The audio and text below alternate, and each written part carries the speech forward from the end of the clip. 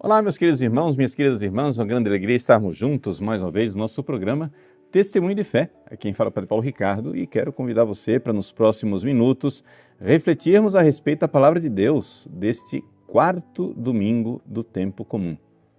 Nós estamos no ano de São Mateus e é este evangelho que vai nos acompanhar na maior parte deste ano. E vamos aqui, nesse domingo, refletir a respeito de uma das páginas mais belas e mais conhecidas do Evangelho. É o início do Sermão da Montanha. Né?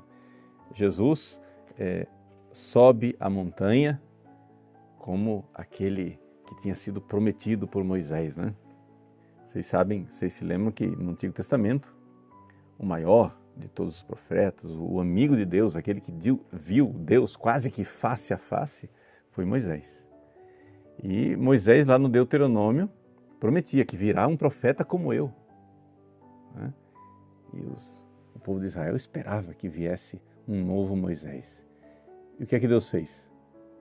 Deus não mandou um novo Moisés, mandou muito mais. Mandou o próprio Filho que contempla o Pai face a face lá no céu. E é agora. É Ele quem vai falar. Como Moisés que subiu a montanha e desceu com a lei com o rosto resplandecente, Jesus agora sobe a montanha mais uma vez, para nos dar uma nova lei. Mas agora, Ele não está somente com o rosto resplandecente. Ele é o próprio Deus que se fez homem. Então vamos, com esse espírito, nos aproximar, né? Vamos fazer parte daquela multidão que sobe a montanha junto com Jesus. É assim que começa o Evangelho. Naquele tempo, vendo Jesus as multidões. Subiu ao monte e sentou-se. Esse versículo parece um versículo assim, ingênuo, né? Inofensivo, anódino, um negócio assim. Mas, se você vai ler esse Evangelho e ler de verdade, você precisa entender que quando Jesus viu as multidões, Ele estava vendo você. Se você não enxergar isso, você não vai conseguir ler o Evangelho do jeito que deve ser. Quando Jesus subiu aquela montanha e viu aquele povo que vinha atrás dele subindo a montanha também, Ele viu você. Ao contrário de Moisés, Jesus não sobe a montanha sozinho. É interessante isso. Lembre isso lá no Antigo Testamento. Moisés subiu a montanha e disse, olha, quem se aproximar da montanha vai morrer. Quem subir a montanha vai morrer. Pois bem, Jesus não. Jesus sobe a montanha e sobe com uma multidão. E você está lá. Está lá no coração de Jesus. Jesus está vendo você. Jesus viu a multidão. Subiu ao monte e sentou-se. Essa realidade de estar sentado é a posição do mestre, é a posição do doutor que vai ensinar. Quem que fala sentado? Né? Que a gente perdeu um pouco esse protocolo, né, que tinha antigamente, mas eu que tenho DNA, data de nascimento antiga, na sala de aula, quando eu era criança, o professor, ele dava aula sentado. Mas se você ia se dirigir ao professor, você tinha que levantar a mão. Ele dava permissão de você falar. E então, quando ele dava permissão de você falar, você ficava de pé. Porque você não fala sentado com o professor. Você não é professor, você não está ensinando. Quem que você pensa que você é? O aluno fala de pé. O professor fala sentado. Pois bem, então Jesus se sentou. Kathisantos. Kathisantos, eu estou usando essa palavra grega simplesmente para lembrar da palavra cátedra. Jesus sentou na cátedra, como mestre, como aquele que ensina. E então, os discípulos se aproximaram. Né? Os discípulos vieram até ele, por Elsan. Agora, interessante o semitismo do segundo versículo. O semitismo quer dizer o seguinte, o jeito judaico de falar, que nós em português nunca falaríamos, e também um grego não ia dizer isso daqui. Isso aqui é bem coisa de judeu mesmo. Diz que Jesus, abrindo a boca, falou. Ninguém de nós diria isso, né? Vai falar como? Com a boca fechada? O que você está pensando? Né? Não, mas Jesus, abrindo a boca, ensinava aos seus discípulos, dizendo. É uma forma hebraica de falar, mas que soleniza o momento. Está todo mundo aqui pendendo dos seus lábios agora. Está todo mundo prestando atenção no que ele vai falar. E como é que Jesus começa? Jesus começa pelo fim. Ou seja, Jesus começa falando da felicidade. O fim último do homem. Jesus começa falando desta felicidade que nós precisamos alcançar e iremos alcançar no reino dos céus. A primeira bem-aventurança, né, que Jesus fala, ela, digamos assim, é a menor de todas, mas poderíamos dizer que de alguma forma ela resume todas. Jesus diz: bem-aventurados os pobres em espírito, porque deles é o reino dos céus. Jesus começa falando de felicidades. Nossa tradução diz bem-aventurados. É por isso que ele fala de bem-aventuranças. Em latim, beati, né? Beati pauperes spiritus, quoniam ipsorum est regnum celorum. O original grego, Makarioi hoiptuhoi tu pneumati, hoti autonestin hebasileia ton uranon. Makarioi, né? Makarioi, felizes.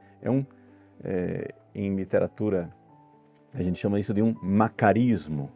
Ou seja, são essas frases que começam com a palavra bem-aventurado, feliz. Jesus proclama esses macarismos, essas bem-aventuranças, essas felicidades. E aqui a gente vê que é uma felicidade escondida aos olhos da carne. Por quê? Porque quem são as pessoas que estão seguindo Jesus e que estão subindo aquela montanha? Vejam, Jesus não era seguido pelos príncipes. César, com toda a sua potência, seu esplendor, com o Fausto da sua corte, estava em Roma. Herodes estava no seu palácio. Mas aqui na montanha, quem saiu da cidade para seguir Jesus é gente que não tinha nada para perder. Eram os pobres de Israel. Pobres economicamente. Mas todos nós, por mais que você tenha recursos financeiros, todos nós fazemos parte desses pobres, porque diante de Deus somos todos pobres. E Jesus, então, proclama a felicidade.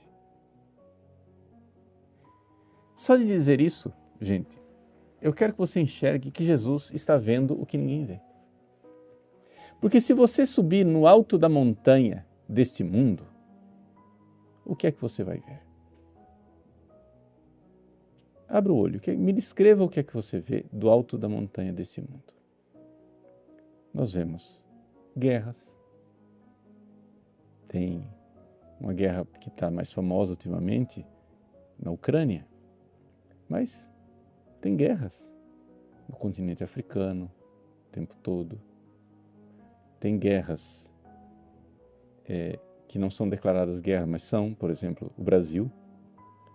O Brasil, morrem no Brasil todos os anos 50 mil pessoas assassinadas. Isso é mais do que a guerra do Iraque.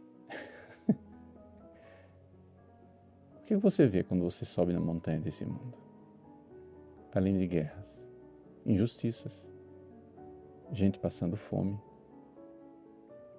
Tem os pobres no lixão, procurando o que comer, procurando comida podre. Tem mães que não têm comida para dar para os seus filhos. Isso está acontecendo hoje no mundo. Ao mesmo tempo, tem gente que tem recursos financeiros, mas tem uma pobreza enorme espiritualmente. Gente cheia de dinheiro, mas nas clínicas psiquiátricas, se perdendo em drogas lícitas e ilícitas, procurando apaziguar o próprio cérebro agitado. O que é que nós vemos hoje? Suba na montanha do mundo e você vê divórcio, família se destruindo, pessoas se vingando umas das outras. E assim, nós poderíamos aqui passar todo esse testemunho de fé, falando das misérias, das desgraças. É aí, do topo da colina onde você está, desse pedaço de mundo onde você enxerga, o que é que você vê? Você certamente, o que mais salta aos olhos, o que mais grita na realidade da humanidade não são felicidades. Jesus sobe a montanha e começa a falar de felicidades. E o que algum cético ou crítico moderno diria é dizer: Jesus, você é um alienado. Onde você vê felicidade nessa desgraça aqui? Esse mundo é uma piada de mau gosto. Quanta gente querendo tirar a vida para parar com o seu sofrimento. No confessionário a gente vê isso. Jovens, rapazes e moças, que a gente até pensa assim, mas que problema tem essa pessoa? Não tem problema nenhum, mas a pessoa está pensando em se matar, está se cortando, chorando, não consegue dormir de noite, angustiada. Então quer dizer o seguinte, gente, a primeira coisa que nos cura ao nos aproximarmos desse discurso de Jesus é o olhar dele. Jesus sobe a montanha, olha para o mundo, esse mundo cheio de pecado e de miséria, esse mundo de pobres, de todas as pobrezas que você quiser elencar aqui. Faça a lista da pobreza que você quiser. A pobreza da guerra, a pobreza da violência, a pobreza de não ter família, a pobreza de não ter afeto, a pobreza de não ter destino, a pobreza de não ter sentido na vida, a pobreza de um vazio interior, a pobreza do pecado, a pobreza do egoísmo, a pobreza que você quiser. Pobres. Eis aí o que grita. Mas Jesus olha para esta miséria e a primeira palavra que ele é capaz de dizer é felizes. Tem alguma coisa que ele está vendo que nós não estamos vendo. Essa é a conclusão mais óbvia. Tem alguma coisa que Jesus vê que ninguém está vendo. O que é que Jesus está vendo aí de felicidade nessa miséria? Por quê? Porque se nós fôssemos Deus que veio ao mundo, aí seria diferente. Nós não iríamos subir na montanha do mundo, olhar para a miséria ao seu redor e dizer felizes. Não, nós iríamos descer nas baixezas do mundo e com a vara de condão nós iríamos fazer a felicidade. Nós iríamos dizer: você não tem dinheiro? Toma aqui dinheiro. Você não tem saúde? Fica curado. Se nós fôssemos Deus, né? Essa é a cabeça mágica da maior parte das pessoas. Quando eu era criança, eu tinha esses pensamentos soberbos, porque, claro, né? É muita soberba você aconselhar Deus, né? Mas se eu fosse Deus, eu faria de outro jeito. Se eu fosse Deus. Não tinha nada desse negócio de abraça a cruz e me segue. Se eu fosse Deus, eu pegava a cruz e jogava ela no inferno. Pois bem, mas Jesus enxerga uma felicidade que nós seres humanos não enxergamos. E aqui que está a nossa primeira pobreza. A primeira pobreza que Jesus quer curar em nós é a pobreza da falta de um olhar espiritual. Jesus é feliz no céu. Ele é um da Santíssima Trindade. Ele é o Filho. E o Filho participa da felicidade do Pai, participa da felicidade do Espírito Santo, desta bem-aventurança eterna, desta felicidade. E no meio deste mundo de dores, a felicidade veio nos visitar. A felicidade veio aqui. Gente, a felicidade não é um ideal abstrato.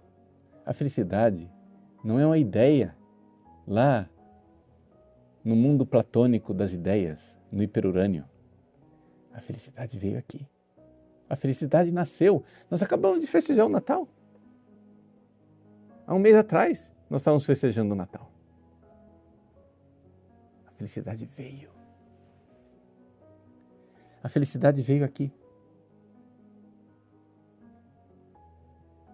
Sim, ele veio e veio trazer a felicidade, mas a felicidade só será alcançada por aqueles que forem pobres em espírito.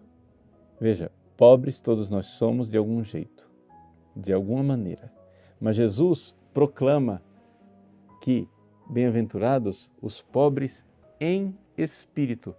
Como que a gente explica isso daqui em português para você entender? O que quer dizer esse hoi ptuchoi to pneumati? Os pobres no espírito. Pobres para o espírito.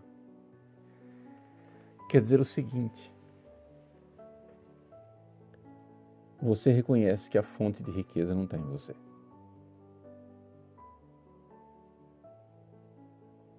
Essa é a primeira coisa. A fonte de riqueza é um outro.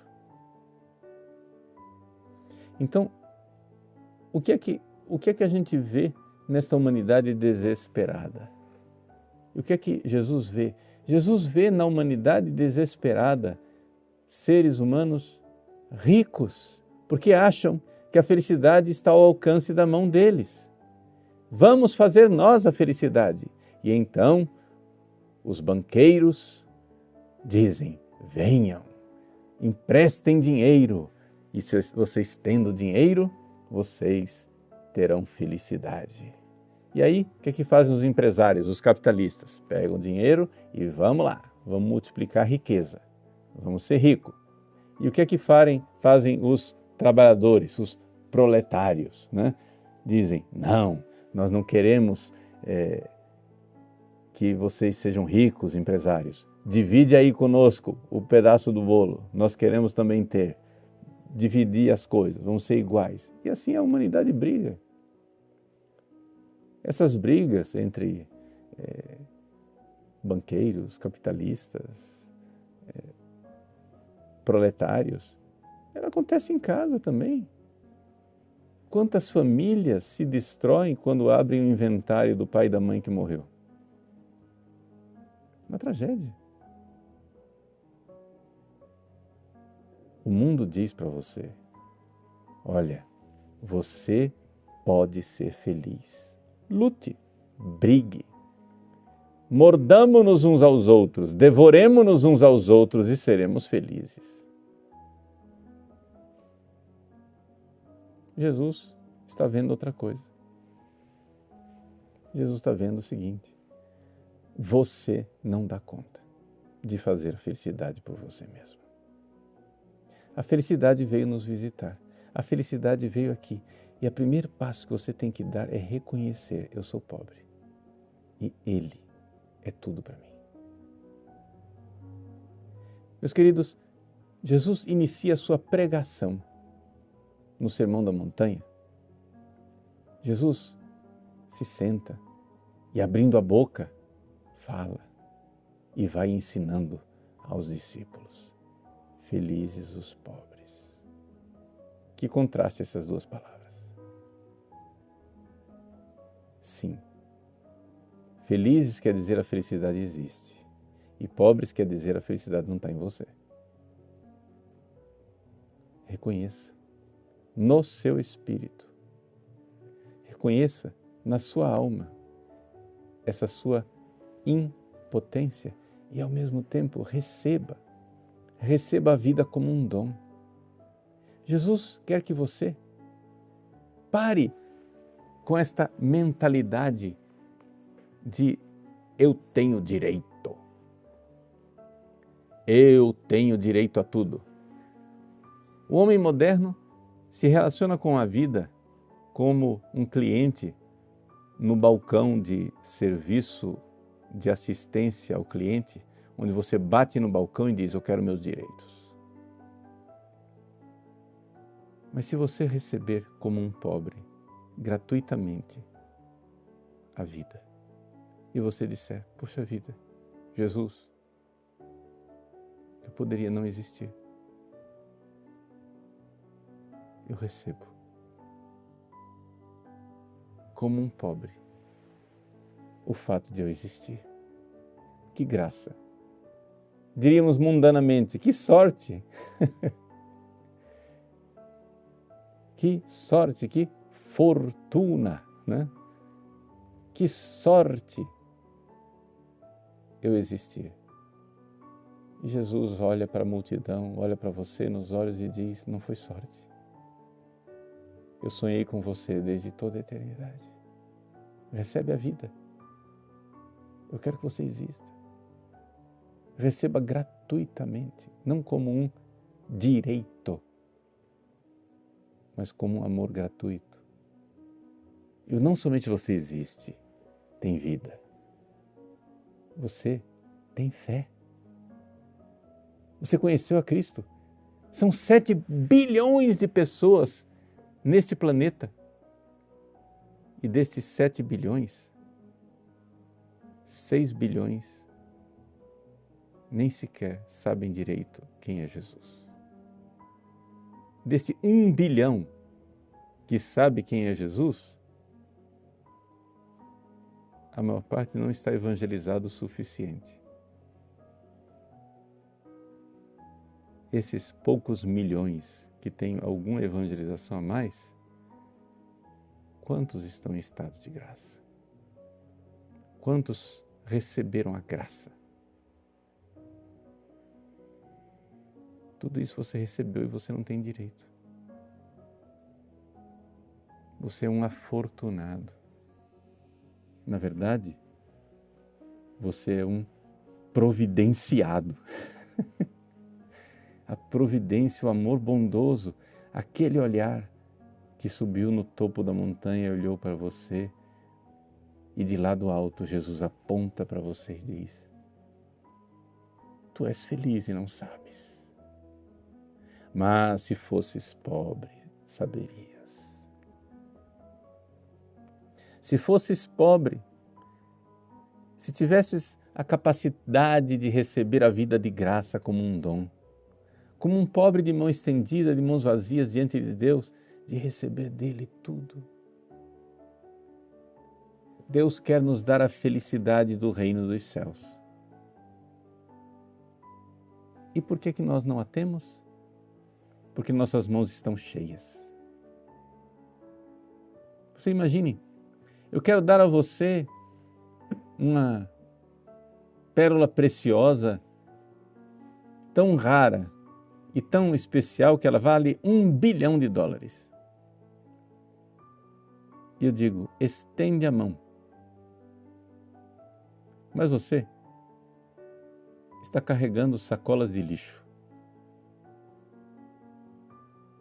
Tem uma sacola equilibrada na sua cabeça, outras 2 debaixo dos braços e outras 2 na mão. Você está todo ocupado. Eu digo, estende a mão. Se você se fizer pobre, se você estiver de mãos vazias, você vai ter o reino dos céus, você vai ser rico. Mas como você continua agarrado com essas bobagens, com o lixo, né? como é que você vai ser feliz? Esta é a novidade de Jesus. E esse é o Evangelho das Bem-aventuranças. Jesus sobe na montanha, vê você, vê sua miséria, vê você carregando lixo na cabeça, debaixo dos braços, com as mãos cheias de lixo, e diz: existe felicidade. E você diz: que felicidade que nada, Jesus. O lixo aqui está fedendo, você não sabe como está podre isso daqui. Eu que vou resolver o problema, vou jogar isso lá no lixeiro. Você não sabe como está podre. Não, felizes. Que felicidade que tem essa vida é uma piada de mau gosto, Jesus. Não, felizes. Felizes os pobres. Feliz se você largar essas sacolas. Feliz se você ficar de mãos vazias. Feliz se você enxergar em mim aquele que é a fonte da felicidade. Jesus é a felicidade que veio do céu. E Ele quer dar a você essa felicidade. Mas você precisa ser pobre, ter mãos vazias e reconhecer nele a fonte de toda a felicidade. Esse é o início da vida cristã. E esse é o final da vida cristã. O início é largar tudo para seguir Jesus. E o fim é estarmos com Ele felizes no céu. No meio do caminho, tem muita outra coisa para fazer. Mas é por isso que nós temos esse tempo comum, tempo ordinário, o tempo em que a gente vai aprendendo passo a passo o que fazer. O Evangelho desse domingo nos dá o projeto de Jesus. O projeto dele. De nos dar um coração pobre, confiante, generoso, que abre as mãos para receber de Deus a felicidade que Ele veio trazer para nós do céu. Então, tome uma firme resolução neste quarto domingo do tempo comum de olhar para Cristo e de enxergar com os olhos dele a felicidade que Ele veio trazer para nós e preparou para nós no céu. Deus abençoe você.